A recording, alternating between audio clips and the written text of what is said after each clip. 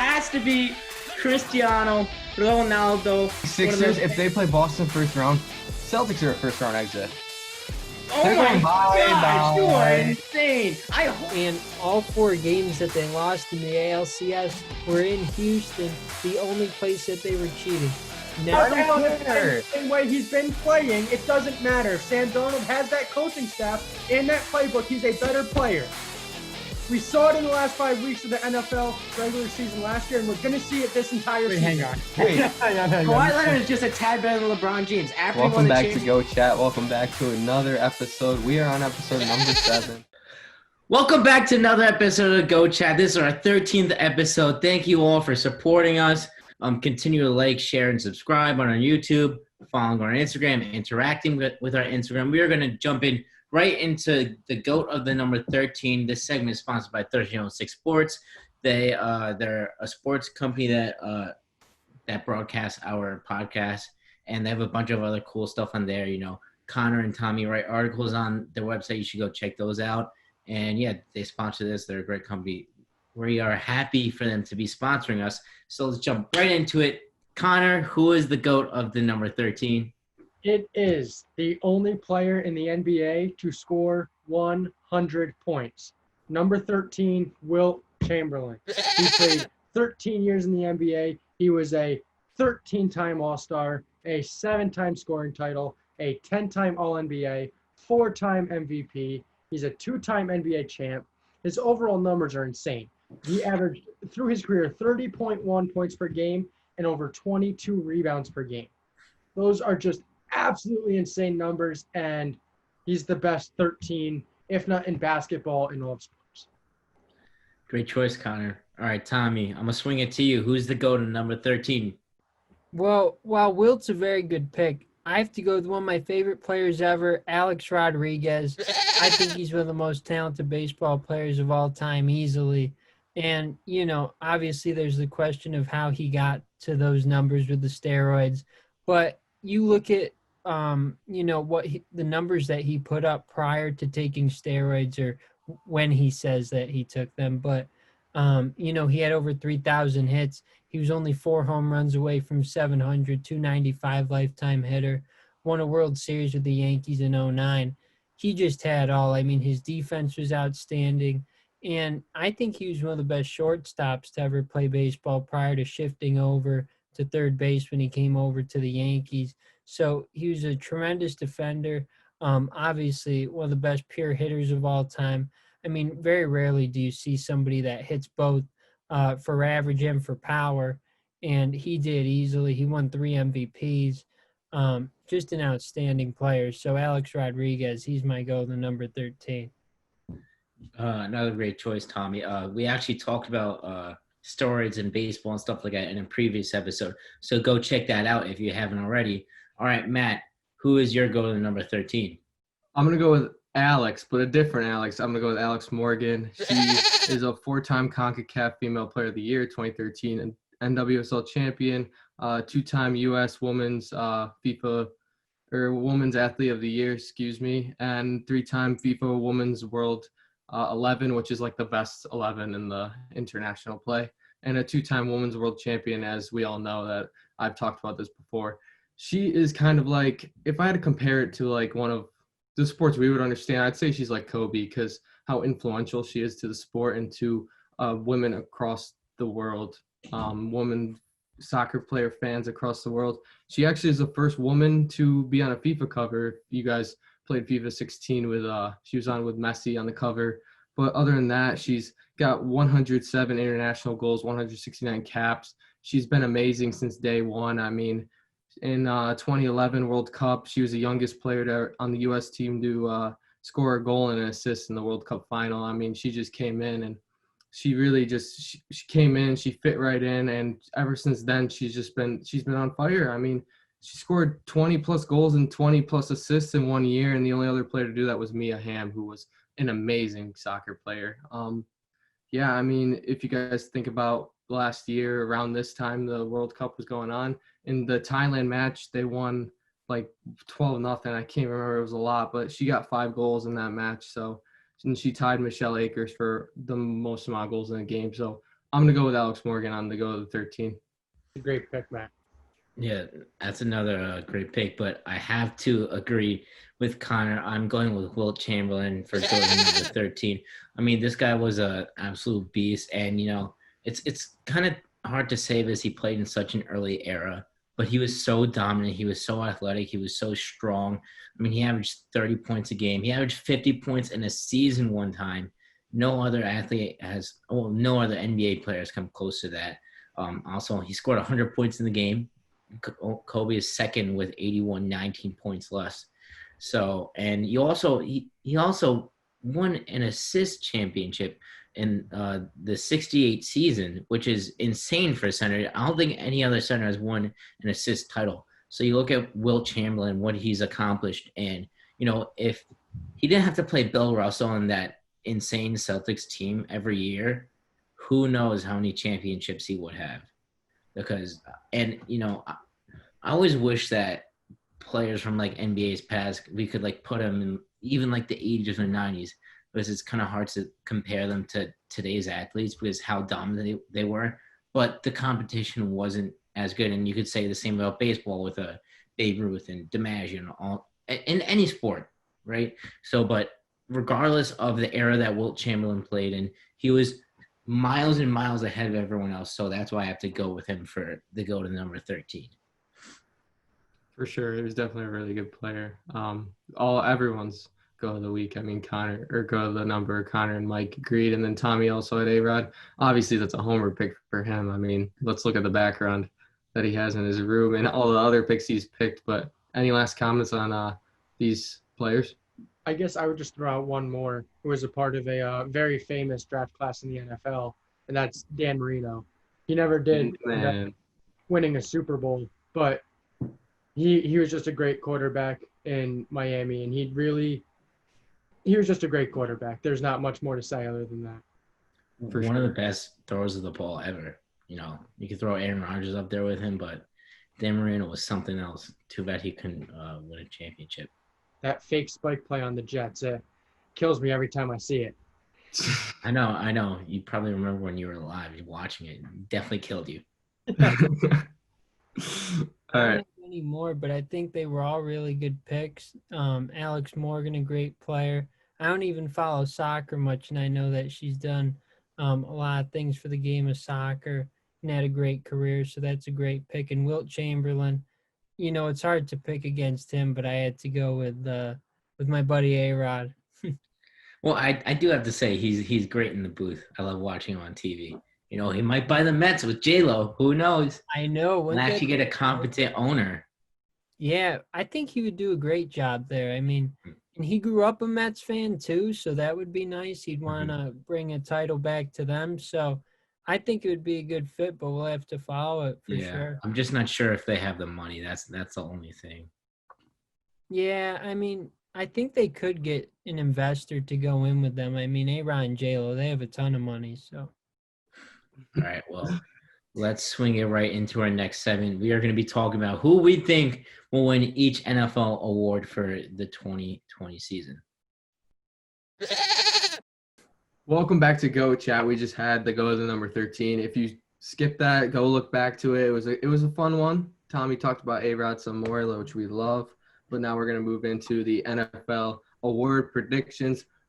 This is very early, but these are going to be our way too early NFL award predictions. We got the MVP, Offensive Player of the Year, Defensive Player of the Year, Offensive Rookie of the Year, Defensive Rookie of the Year, Comeback Player of the Year, and Coach of the Year in that order. So we're going to start out with the MVP. Connor, who do you think is going to win the MVP of this next NFL season? I'm going to go to the West Coast, and it's going to be Upper West Coast, and I'm going to go Russell Wilson. He's always been such a consistent quarterback, and he's never really gotten over that hump for MVP. And yes, he's in his 9th season now in the NFL, but I really believe he's still in the middle of his prime of his career, if not just entering the prime of his career. And I think this year is the time for him to win that first MVP trophy for himself. Tommy, what do you think? That's a good pick, but I'm going to go with Patrick Mahomes, obviously one of the bright young stars in the game. He's entering his 4th season in the NFL. He's won MVP, 2 Pro Bowls, and obviously he won the Super Bowl last year. with the Chiefs, and I think he's just going to continue what he's done so far. So I'm going to go with Patrick Mahomes. Awesome, Mike. What about you? Well, obviously, the easy picks are Russell Wilson or Patrick Mahomes. You know, they're great picks. Honestly, both of them can win MVP. Obviously, I don't know if they're going to give it to Patrick Mahomes because he already won in the past. And the problem I have with Russell Wilson, is the Seahawks coaching staff going to let him throw the ball more? Because I think if he gets his passing yards, his passing statistics up, there's no question he could be an MVP. But in this case, I'm going with Dak Prescott. You can hate on me all I want. Listen, I think that he had MVP type stats last year. Obviously, he did not win enough games. But if he wins enough games and he has stats similar to what he had last year, I mean, he's going to definitely be in the top 3 candidates for MVP. I'm not saying he's going to win it, but I think if you look at his stats and if he does end up winning more games, which I think the Cowboys will, then he could definitely be an MVP pick. Dak's yards have never been a problem for him. He's always able to throw for plus 4,000 yards in a season. He's always had the good yardage there. My question with him is he came into the league. He's a mobile quarterback. He is. And he's not running the ball a lot. And when he is, it's not that consistently. What do you mean? He's not consistent with it.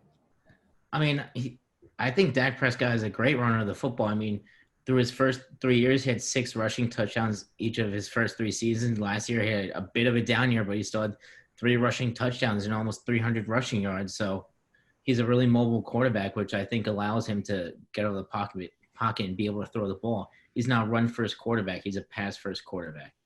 He's got a team around him. If there was a year for him to win MVP, I think it's this year. Yeah. I think he has a great situation around him, which is why I'm picking him right now. Anyways, let's move on to you, Matt. Who do you think is going to win the MVP this year? I'm going to agree with Connor. I got Russell Wilson. So, Connor? Yeah, let's go. Stuff about Russell Wilson. I mean, obviously, Connor said a lot, but he finished last season with 4.1 thousand yards around there, 31 touchdowns, and only 5 interceptions. That's pretty remarkable. I mean, Mahomes got 5. The only one to get less was Aaron Rodgers at 4. With a pass, and also Wilson had a passer rating of 106.3. Something I like about Russell Wilson is the schedule he has this year. I mean, he's playing the NFC East, which is not the best. It's not the best division. I mean, you got the Redskins, Giants, and then you have teams that are playoff capable, like the Eagles and Cowboys. And then he plays the AFC East, who just lost Tom Brady. You got the Dolphins, who knows who's they're going to start as quarterback. I mean, if Tua can stay healthy, I have no idea what's going to happen there. Then they also play the Falcons and Falcons. I did that last week. Falcons and Vikings, who are both teams that are always like wishy-washy. You know, you never know what's going to happen. Then obviously they play their division twice, which is going to be pretty challenging for them, given the 49ers and teams like the Cardinals that can do something. But I like Russell Wilson. Personally, I don't like Russell Wilson, but I like him as a quarterback. I think he's a great player. I think he stayed healthy like every season. So I think this year he really can be the MVP with Tyler Lockett and DK Metcalf. Obviously, Metcalf played a great game in the playoffs against the Eagles. And they also signed Greg Olsen, who is a vet. I mean, yeah, he's old, but he could be something. You know, you never know. I mean, obviously they had Jimmy Graham, who was all right for them beforehand. And then Graham went to the Packers and blew chunks. But I think Russell Wilson can do something with Greg Olsen. And then obviously they have injury-prone running backs, so I'm not sure how much they're going to be running the ball with Chris Carson and Rashad Penny. Do they have Marshawn Lynch or no? I don't think they re-signed him. I don't think he was signed. I don't even think getting him was smart anyway. But I'm taking Wilson. He's a smart QB with the ball. I think that this year is going to be his year. You mentioned about that you don't think that they'll run the ball more with their injury-prone running backs, but the past 2 years they've had the same running backs, and yet they've been one of the best rushing teams in the league, and they've been running the ball the most. And personally, for me, I think Russell Wilson is the most valuable player to his team. If you take Russell Wilson off the Seahawks, I think they're drafting number 1 overall next year, right? So I think that's one thing you could say, but I feel like stats are such a big part of the MVP MVP discussion, how the voters decide who's going to win MVP, which is why. I mean, I hate to break it to you, Lamar Jackson had less yards than Mitch Trubisky last year, and they played the same amount of games. So obviously, I think, yes, stats play a great part of it. I'm not going to disagree with you on there. But I think that one thing Lamar Jackson had was a lot of touchdowns, and obviously he ran the ball too. I mean, he's a freak of an athlete. But I don't think that being a leader for passing yards means you're like a fit in, I guess, what I'm saying, for the MVP spot. And I know, Mike, you probably wouldn't agree with me there 100%. But I think that something that Russell's going to have is a passer rating that is going to put him in the conversation. And let's not lie, the people that are always in the MVP conversation are players with teams that have really good records, maybe a 1 or 2, not always, but mostly with a 1 or 2 seed that they're looking in the playoffs. I mean, maybe the record has something to play, and I think that the Seahawks are going to be one of the best teams in the NFC. Yes, definitely. But you were talking about Lamar Jackson, yes, last year. Yeah, he might have had less passing yards than Mitch Trubisky, but he led the league in passing touchdowns. He had the best rushing season for a quarterback we've ever seen. So, yeah, but in Russell Wilson, he's a great runner of the ball, but he can't run the ball like Lamar Jackson. I'm just saying, if he gets the opportunity, and my only problem is I'm not sure if he's going to get the opportunity. With Patrick Mahomes and Dak Prescott, I know that they're going to have the opportunity to throw the ball. So this is a good spot to move into our second topic. So now we're going to move into the Offensive Player of the Year. So, Tommy, I'm going to start with you. Who do you think is going to be the Offensive Player of the Year in the NFL? Well, I think it's going to be Saquon Barkley.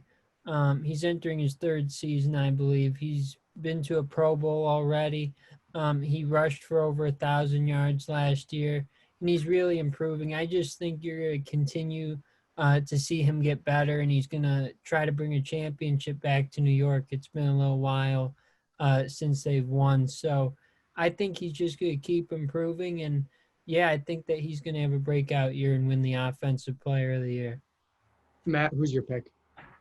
I'm going to go with Patrick Mahomes, who Tommy had as MVP. I think that if Mahomes doesn't win MVP and he has like a typical Patrick Mahomes season, I think he'll win Offensive Player of the Year. I just think that's how it's going to be. I mean, he won Offensive Player of the Year not last season, but the season beforehand, and he won MVP too, which is interesting. I didn't know that, but I think Mahomes doesn't win the MVP. I think he's kind of a shoo-in for the Offensive Player of the Year.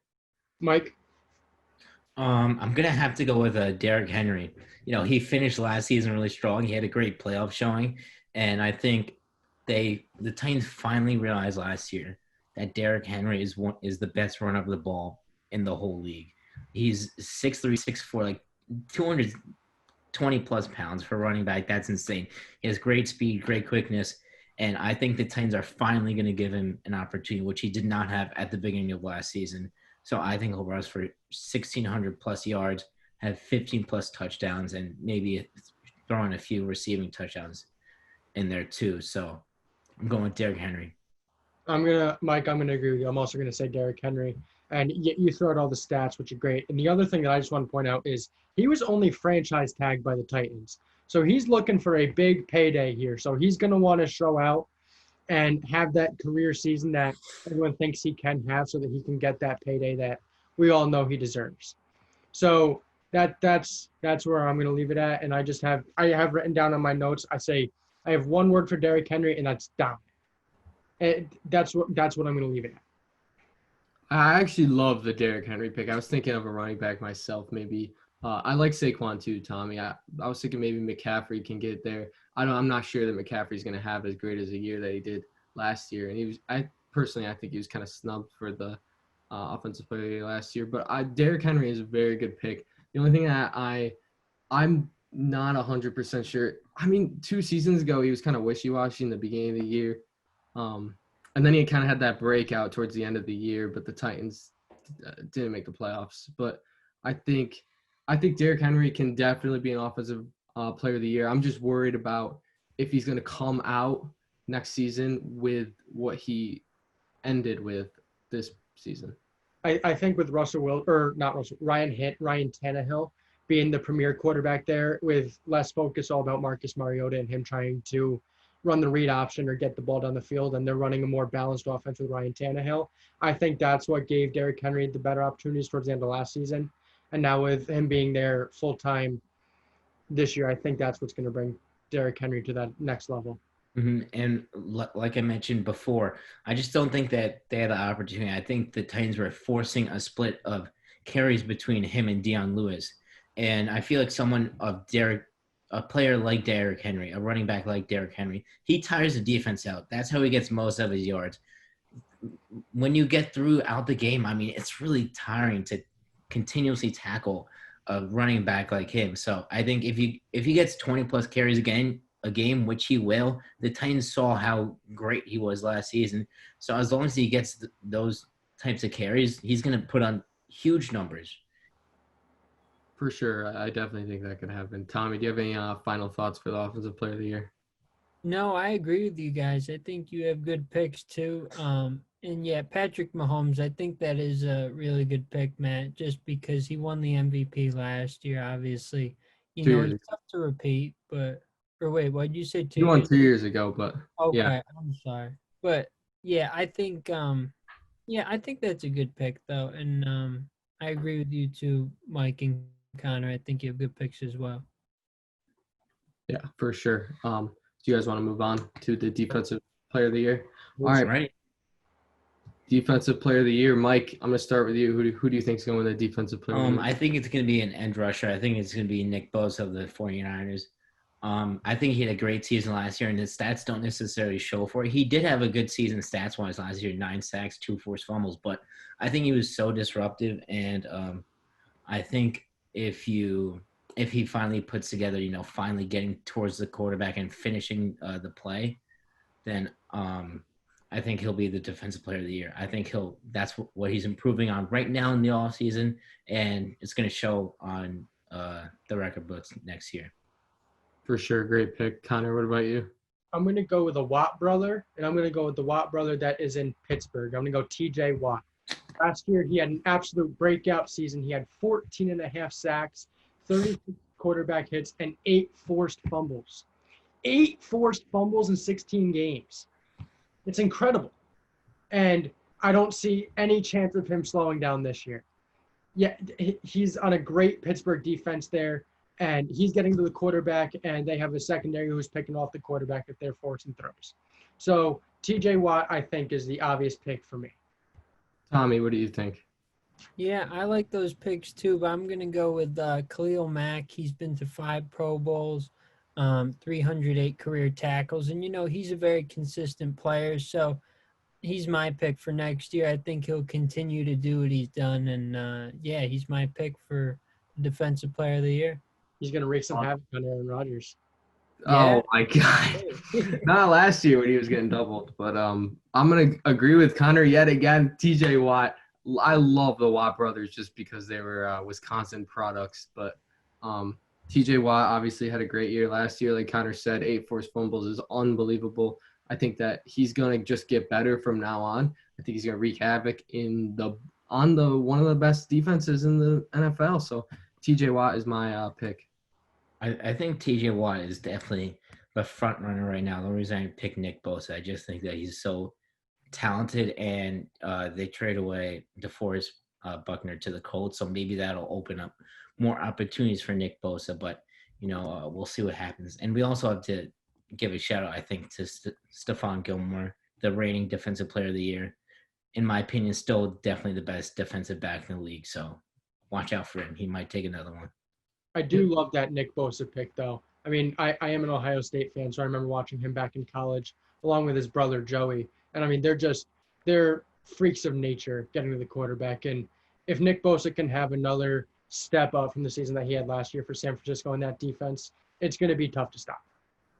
For sure. Talking about wreaking havoc on Rodgers too. But yeah, we'll stop there for that. Offensive Rookie of the Year, one of my favorite picks. I'll start this one off. It's Joe Burrow, baby. He had one of the best college seasons on his last season, senior season. He's overhyped, but he definitely deserves the hypeness coming around this kid. I think he's going to be a great quarterback. I think if a rookie has to win MVP, can he do it? Probably not. But still, I said probably not, Mike. You don't need to get all angry at me. I'm just saying if a rookie QB in the past 5 years, if we look at all of them, this kid would be that one guy, Joe Burrow, to win the MVP. But he's not gonna. He's gonna win the Offensive Rookie of the Year. Connor, what do you think? I'm going to agree with you. It's Joe Burrow. I mean, it's obvious in my opinion. He's the number 1 overall pick, and he's coming off the best college football season we've ever seen. It's hard not to pick him. Tommy, what do you think? He's a good pick, and I almost picked him myself because obviously what he did in LSU last year, leading them to the national championship, was great. But I'm going to go with somebody who's coming back off of an injury. I'm going to pick Tua to do it next year for the Offensive Rookie of the Year. His college career was outstanding. He had 87 touchdowns, over 7,000 passing yards. So he had a great college career, obviously. And given he had a great team around him as well with Alabama.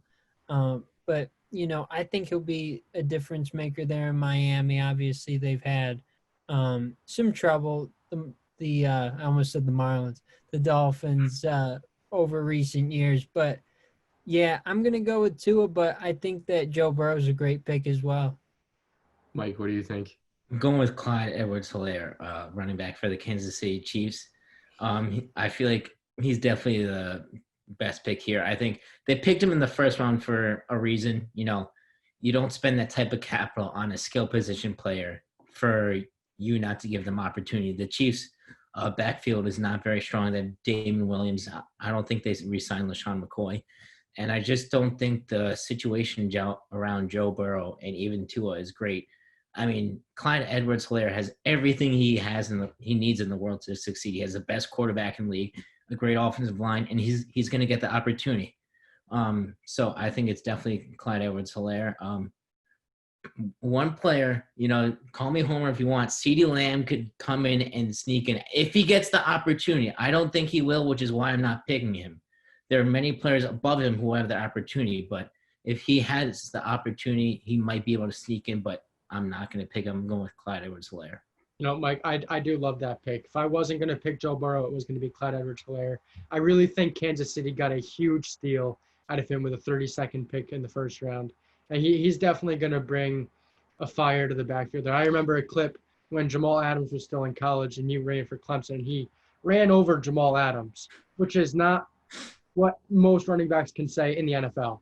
So for him to do that in college is impressive. I mean, I don't even think this guy was the best running back in the draft. No, he wasn't. I just think he fits the Chiefs system perfectly and what they want to do with their running backs, which is why I'm picking him. If I wanted to pick the best running back in the draft, I would pick like Jonathan Taylor, or J.K. Dobbins, or someone like that. But they don't have the opportunity. There's Marlon Mack in Indianapolis and Mark Ingram and Lamar Jackson in Baltimore. I mean, I just don't. I can't see Clyde Edwards-Helaire winning the Offensive Rookie of the Year, especially with a quarterback like Patrick Mahomes. I mean, how much are they going to run with him? I mean, he's going to catch a lot of balls.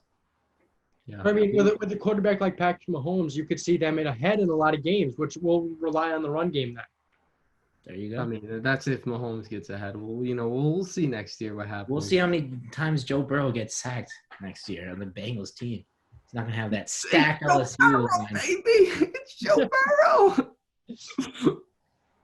I don't know. I think Joe Burrow is one of the best quarterbacks to come into a draft in the past, 5 years, something.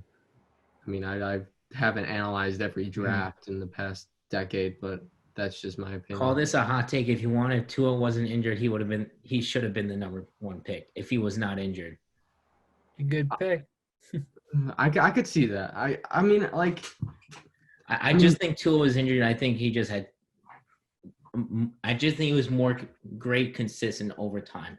Joe Burrow had that one season, which was the best college season we've ever seen. But we don't know if he can do it again because he only did it one time.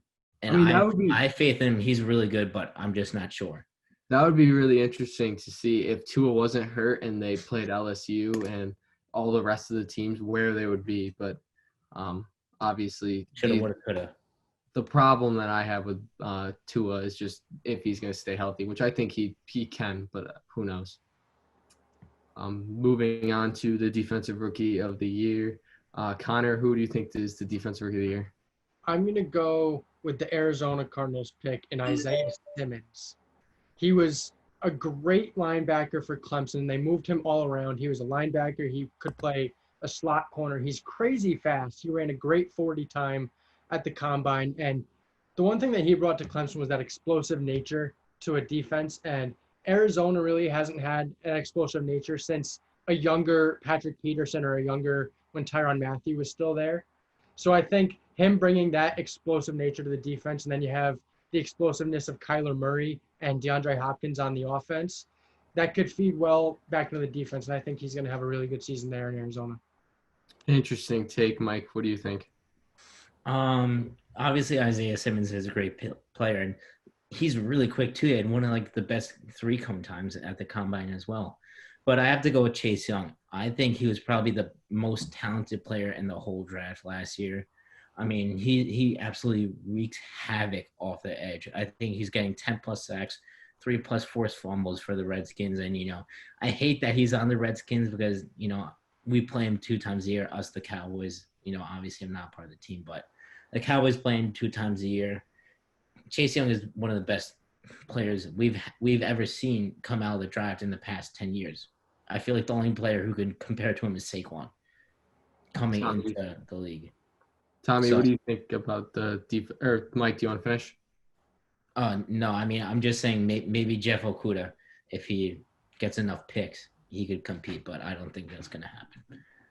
Tommy, what do you think about Defense Rookie of the Year?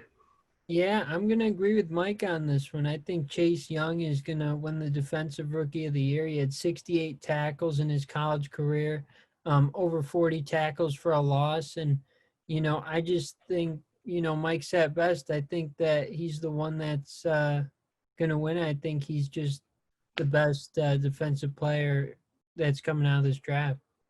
I mean, I can't agree with you guys anymore. Chase Young was the most talented player in that draft. I think if Joe Burrow was not in that draft, Chase Young would have won first. I don't think, unless Tua stayed healthy, but let's say Tua got hurt, I think Chase Young would have been the first pick in the draft. He is a beast.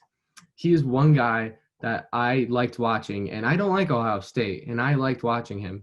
Just because of how much of a beast he is. I mean, the defensive end, I would not want to be playing quarterback if that guy's on the other side. I'm just going to put that out there. But, I mean, you think about the Ohio State defensive ends. I mean, Mike obviously mentioned Nick Bosa and then his brother Joey Bosa. Those guys were so good their rookie year. I think that Chase Young is just going to follow in their footsteps and wreak havoc for the Redskins defense, a player that the Redskins needed on their defense.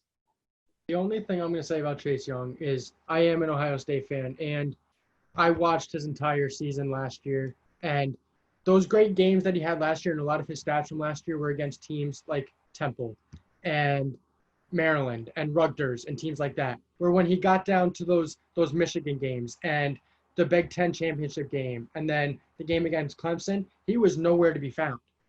He did not have good games in those last 3 games of his college career. He had maybe 4 tackles. He didn't show up. So obviously college teams are a lot different than NFL, and he may be facing a weaker left tackle or a weaker right tackle or an older left tackle or a weaker or older right tackle.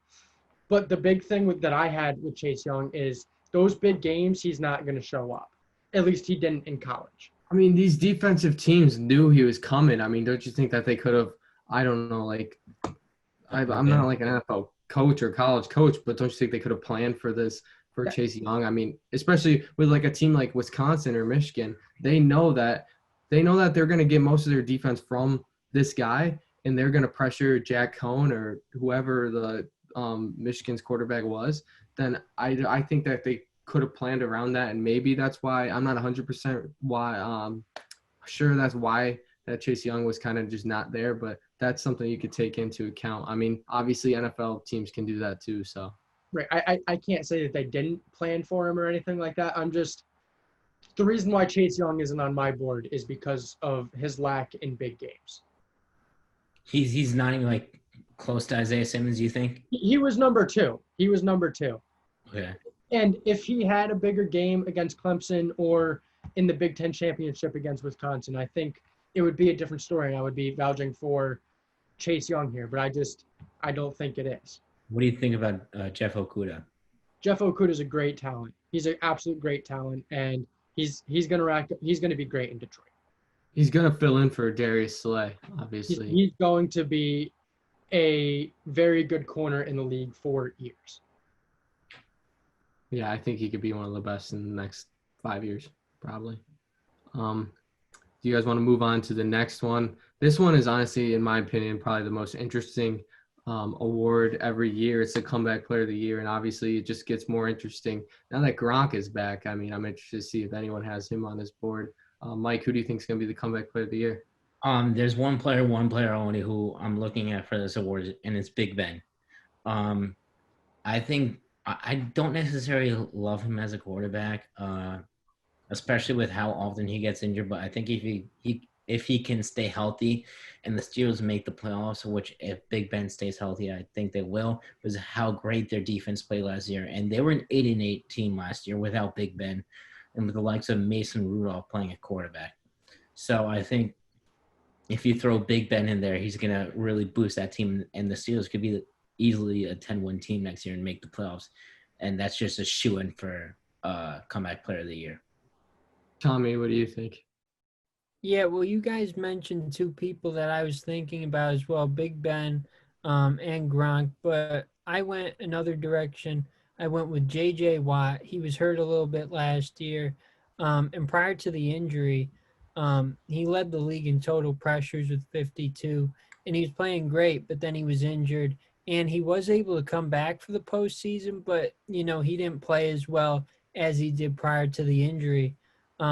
So I'm looking for him to come back and have a big year for the Texans. He's got a good team around him, obviously with Deshaun Watson there. So I'm looking for him to step up, have a good year, and then help the Texans get back to the playoffs. Connor, what do you think? So we throw out names like J.J. Watt and Big Ben, and I completely agree, and those are great players, but I'm going to go in another different direction, and I'm going to say A.J. Green of the Cincinnati Bengals. They brought in Joe Burrow at quarterback, and they also added some key additions to the wide receivers in T. Higgins, which will take a lot of pressure off of A.J. Green. And A.J. Green, once again, was franchise tagged, like I said about Derrick Henry, so he's going to be looking to play well. And he's just, hopefully, with the addition of a better quarterback and some more valuable targets around him, it's going to take some pressure off of him, and it's going to get him back to the form that he was in a few years ago. For sure. I really like that pick. I think that the only thing I would worry about is AJ Green, just injuries, period. I mean, he's lost the whole season last year. Someone that I went with is someone that you guys haven't mentioned. It's Matt Stafford. I mean, this guy, I've talked about him before. This guy was lighting it up for the Lions in the first 9 weeks that he played. They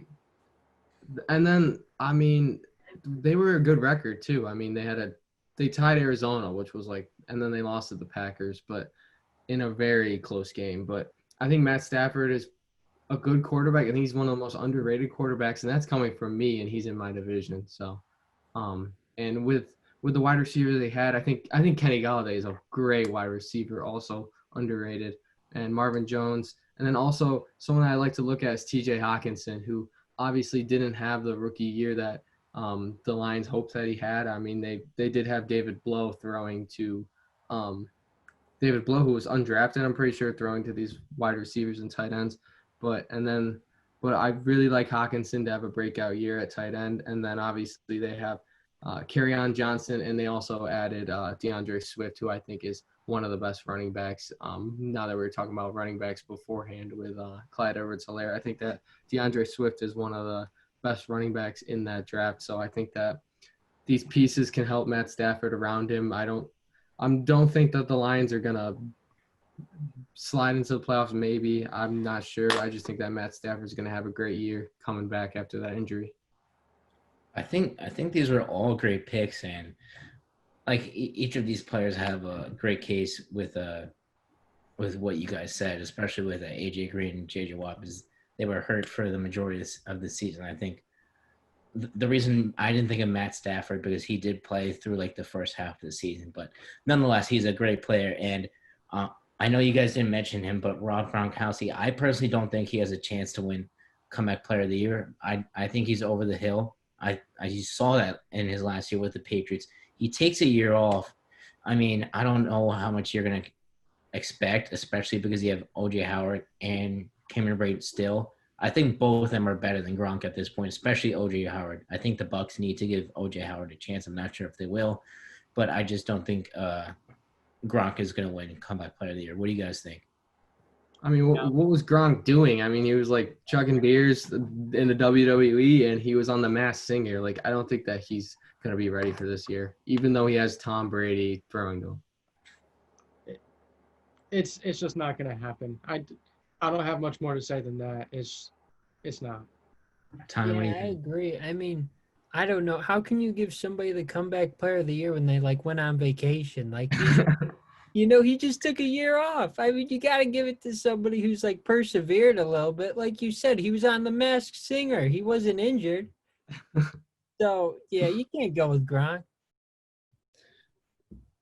I think it's just his name. That's the reason why. Like, and NFL could definitely give him the award or whoever picks it just because of his name. But I really don't think he deserves it unless he shines like old Gronk. I mean, I don't know. I think he's personally probably gonna get injured halfway through the season. I just want to wish all these players a well return back to the field, and I'm excited to see all of them back out there. For sure. Well, we could round out our early predictions with the awards with the Coach of the Year. Tommy, who do you think is going to win the Coach of the Year? I'm gonna go with one of your former coaches, Matt, and then Mike's current coach, Mike McCarthy. Woo! I like that. I think that he's gonna do it. He in his career he's won 25, 77, and 2 in 13 seasons with the Packers, and I just think that Jason Garrett was part of the problem. Well, I mean, he's a very big part of the problem there with the Cowboys, in my opinion. And they have the talent to make it deep in the postseason. So I think that he'll be the difference maker. And I think just getting a different face in there will be good for that team. And I think that they'll see what the Cowboys' true potential was, and they're going to give the award to Mike McCarthy because he's going to get this team to do what they're meant to do. Tommy mentioned Jason Garrett. And I mean, if you go all the way back to episode 1, you will find my take on Jason Garrett. There's a little bah over it because I said a not so nice word. Yeah, I was just going to mention that. I'll never forget that day. But Connor, who do you think is going to win the Coach of the Year? I'm going to go with someone who was nominated last year, and I think who has a very, very good team, and it's going to be Sean McDermott in Buffalo. They are just a very good team, and he was nominated last year, and he has a very good team. And now Tom Brady's out of the division. I think he's going to lead a division championship team, and it's going to be Sean McDermott. Well, gee, I wonder who Mike's going to pick for this. I'm actually not going Mike McCarthy. Oh, wow. I'm actually not. The only reason I'm not going with Mike McCarthy, yes, he had the year off. Yes, I'm just not sure. I just want to be – I'm picking the most sure pick possible, and that's why I'm going with Bruce Arians in Tampa Bay. I think Tampa Bay is going to win the NFC next year and possibly the Super Bowl. I think Tom Brady was a huge addition. The subtraction of Jameis Winston, a guy who threw 30 picks last year, 6 pick sixes. I mean, and they still went 7-9. That's some great coaching if I've ever seen one. And they still made great additions to their defense and their offensive line with their first pick in the first round with Tristan Wirfs, I think his name is, and Antoine Winfield in the second round, another safety who could have an impact for their defense. So I think it's going to be Tampa Bay. I think Sean McDermott, he's another great coach, one of the best coaches in the league. And with Mike McCarthy, if he steps in, the Cowboys become 13-3 and Dak is the MVP, he's winning it 100%. I just don't think that's going to happen. Wish Dallas would go 13-3. I mean, it happened in 2016, so who knows what can happen. I do think Jason Garrett was a big part of the problem, and a new face is going to be great for them. Hopefully it happens. I just don't know. I don't want to jinx it anymore. Knock on wood. I mean, I have high hopes for them, but they never seem to reach them. So I'm going to swing it over to you, Matt. Who do you think is going to win Coach of the Year? Well, gee, you mentioned 2016, 13-3 Cowboys. So then I have to mention it. I hope that happens and the Packers beat them again and, some choking goes on. But I'm going to go with Tom Brady's his ex-buddy in New England. I'm going to go Bill Belichick. I think that, yes, Belichick is one of the best coaches, the best coach to ever coach in the NFL. But I think that if he does well, if the Patriots do well, which I think that they can definitely slide into the playoffs, and Stidham does well, or whoever he gets, in the future, if he gets Cam Newton, which is not going to happen, but still. Whoever the quarterback is, and if he gets them to the playoffs, I think that he can win Coach of the Year just because he took a team that lost this huge piece in Tom Brady and still took them. If he still takes them to the playoffs, I think that the Coach of the Year spot will be sitting there for him.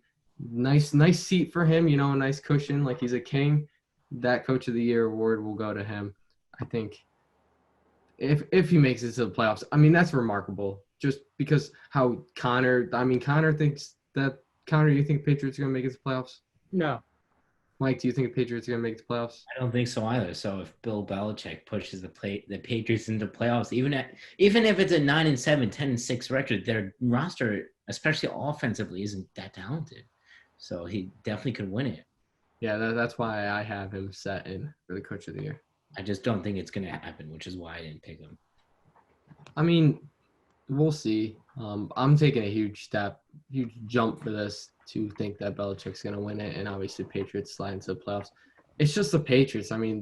They tick me off as much as you guys. I don't know. I always have doubted the Patriots at these little points, and then they always just come in and just get it done, and I'm just mad. Well, I think the two consistent things for the Patriots throughout their whole dynasty was Bill Belichick and Tom Brady. You take one of those key cogs out, and you don't know what's going to happen. I think Bill Belichick is the best coach to ever coach in the NFL. I agree with you, Matt. But I just don't know if they're going to be able to do it. And you obviously think they are. All power to you. I just don't think they will, which is why I'm not picking that. I'm going with Bruce Arians in Tampa. I think the thing I'm most excited for is when it comes to February, we come back, we watch this, and we see how many each of us got correct. Yeah, what? Should we make some bets or something? Shave Tommy's head? Yeah. I'll get a Yankee symbol in the back of my head if No, it has to be Red Sox. no, I couldn't do that. No. Well, what if the Red Sox win the World Series? No, there's no way. I could never do that. Okay, well, how about this? Let's make it a little interesting. Oh, well, no, like if the Red Sox were to win it, how about this? If the Red Sox win the But World it has nothing to do with the NFL awards. Okay, all right. But I was going to say if the Red Sox win it, I'll get a Red Sox symbol in my head. But if the Yankees win, then you guys have to get a Yankee. And see, it wouldn't be bad for Connor. No, because the odds are just way off. hey, I'm okay with that. Though. I'm okay with it. What if we all pick one dark horse, like a very dark horse? We can't have it be like, I don't know, like Deshaun Watson for MVP. That's not dark. But like a very dark horse and make a bet out of it. It doesn't have to be shaving your head or something like extreme like Tommy wants to do to my head, probably. No, I didn't say it. You brought it up about the head shave. I don't know. What are you thinking? I don't know. Why don't we just The pick a dark MVP horse or for one award? One award. I would do Offensive Player of the Year. Offensive player of the year, dark horses? I've got a dark horse. Who is Sam Darnold. Sam. No, it's going to be someone who is going to have much success with the addition of their quarterback coming back, and it's going to be Juju Smith-Schuster. He's looking to have a really good breakout year, and, he struggled last year without Ben. And I think having Big Ben back there in Pittsburgh with their really last push to get into the playoffs and do something great, I think Juju's going to have to shine, and I think he's going to. You guys think that's dark horse enough? I'll give it to him. Yeah.